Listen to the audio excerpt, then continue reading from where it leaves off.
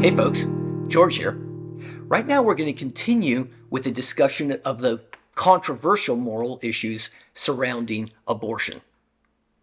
Last time we discussed Judith Jarvis Thomson's famous violinist example, such that a sickly violinist is attached to my body to help him survive, help him continue with his right to life. Thomson ultimately says, a violinist does have a right to life. However, that violinist doesn't have a right to use my body however he sees fit. And that analogy transfers to the fetus as well. The fetus might have a right to life, but it doesn't have a right to my body. Now we're going to discuss Francis Beckwith's response to Judith Jarvis Thomson in his article, Arguments from Bodily Rights. Beckwith mentions 9 problems with Thomson's arguments. First, he has the ethical problems. Number 1, Thomson assumes volunteerism. Right? I mentioned last time that Thomson seems to have a notion that only negative rights exist and not positive rights, such that you don't have any rights over me. Right? Sounds like a very libertarian sort of position when you really get down to it. Beckwith clearly says not all moral obligations are obligations because you volunteered to them. For example, deadbeat fathers choose by definition, right? That's what a deadbeat father is. Chooses not to be a father. Yet, most of us agree that men who fathered children and then don't want to take care of them, they do still have to pay something like child support in order to help raise this child. By the way, why do we hold deadbeat fathers responsible? Because he knew what he was doing. He knew that this could happen. And in the same way, we hold drunk drivers responsible. Why? They didn't choose to kill somebody in a drunk driving accident, but they knew that this was a possibility. And therefore, they're responsible, even if you didn't choose it. So the volunteerism that Thomson assumes is just wrong, according to Beckwith. The second problem that Beckwith has with Thomson's argument is that her argument is fatal to filial duty and family morality. That is, just like the deadbeat father, parents can't choose to ignore children. However, adult children can't ignore elderly parents either. We all believe that we have duties to our parents, despite the fact that none of us chose our parents. And, by the way, the same for siblings. We believe in family obligations, despite the fact that we didn't choose to get into those relationships. A third problem with her argument is that there are good reasons to suppose that a fetus actually does have rights to a mother's body, because the fetus, by its very nature, depends on the mother's body. This is wildly different from the stranger's body in the violinist example. Of course, a violinist doesn't have the rights to my body, let's say. Why not? Because that's not natural. That's not the nature of the violinist or me. However, a fetus is, by its very nature, dependent upon the mother's body. And here's another way out for Beckwith. If the mother doesn't want the baby, adoption is always an option, but killing it is not an option. The other key ethical problem that Beckwith has with Thomson's argument is that abortion is killing. It's not merely withholding treatment. So in the violinist example, if I withhold treatment and say, no, you can't be connected to me, that's withholding treatment.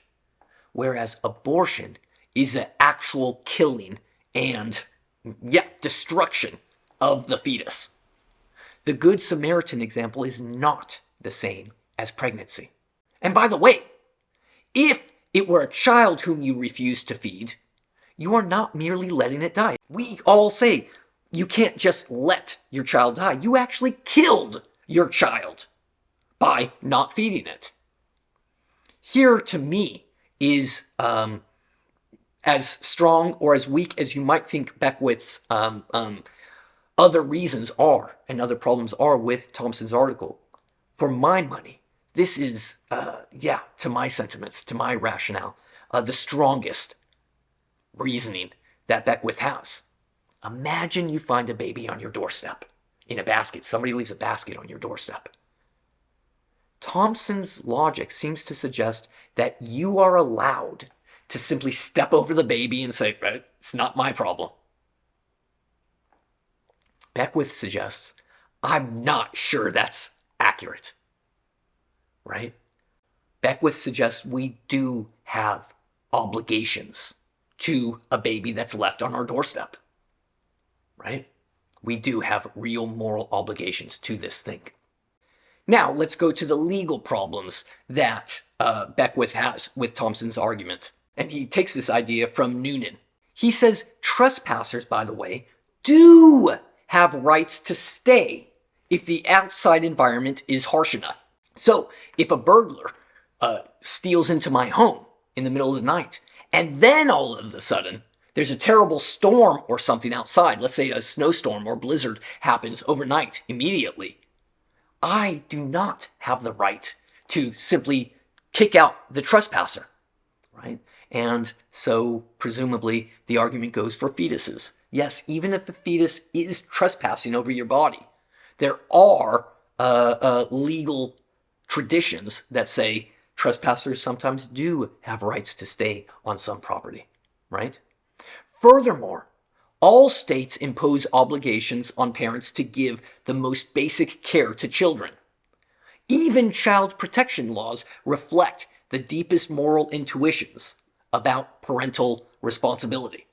And so, presumably, this means that in the same way that parents are minimally morally required to care for their children, presumably that also means that a mother is minimally required to care for the fetus. This final set of problems are very interesting that Beckwith comes up with. And these all have to do with the issues of feminism.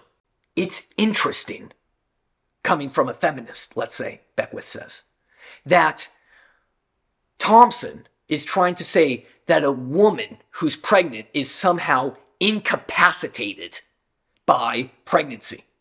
After all, most feminists, don't they, suggest that pregnant women can and still do and are able to work just as effectively and participate in the workforce just as effectively as non-pregnant women. Let's say up until the time of childbirth or something like that. So for that reason, Beckwith sees some sort of feminist disconnect. Another feminist disconnect that Beckwith sees is that Thomson's argument seems to depend on a very strong libertarianism that I mentioned earlier regarding negative rights and positive rights. And Thomson seems to suggest that we only have negative rights. That is, the right to be left alone, as opposed to other political rights theories that suggest that I have other rights, like the right over you to give me education, let's say, or the rights over other people to tax them to pay for my education or my healthcare or other sorts of things. Yet, on so many other issues, most feminists are against such libertarian thinking, according to Beckwith. And so that seems to be at odds with consistency, at least with feminism. The final idea that suggests, according to Beckwith, that Thomson's ideas are at odds with certain kinds of feminism is that this is a very masculine view of bodily autonomy, according to Beckwith. That is, many feminists argue against committing oppressive violence over others. Except on this case, Thomson and other feminists want the right to commit violence over this being called a fetus. And that, again, seems to have a consistency problem or a coherence problem, according to Beckwith. After all, abortion is oppressive violence against a small, weak, and dependent being. And in many other avenues, feminists seem to support small, weak, and dependent beings. Yet in this weird place, feminists like this masculine violence. That is the violence to destroy a fetus, according to Beckwith. So I hope that summarizes for you Beckwith's 9 key problems to Thomson's ideas defending abortion rights. See you next time. Bye-bye.